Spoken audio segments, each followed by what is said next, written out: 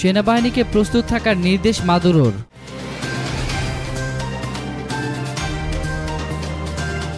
যে কোনো পরিস্থিতি মোকাবেলায় সেনাবাহিনীকে প্রস্তুত থাকতে নির্দেশ দিয়েছেন ভেনেজুয়েলার বর্তমান প্রেসিডেন্ট নিকোলাস মাদুরো।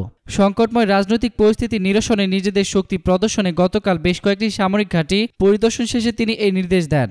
পরিদর্শনকালে সামরিক বাহিনীর ব্যবহৃত রুশ হার্ডওয়্যার, এন্টি এয়ারক্রাফট ফ্ল্যাগ, পার্বত্য এলাকায় ট্যাঙ্কের মহড়ার মতো নানা সামরিক শক্তি পর্যবেক্ষণ করেন। গত মে মাসে লাতিন আমেরিকার দেশ ভেনেজুয়েলায় সাধারণ নির্বাচনে জয়লাভের মধ্য দিয়ে দ্বিতীয় মেয়াদে প্রেসিডেন্ট নির্বাচিত হন মাদুরো। চলতি মাসের শুরুতে শপথ নেন বামপন্থী এই রাজনীতিক। তবে বিরোধীরা প্রথম থেকেই কারচুপির অভিযোগ তুলে নতুন নির্বাচনের দাবি জানিয়ে আসছে।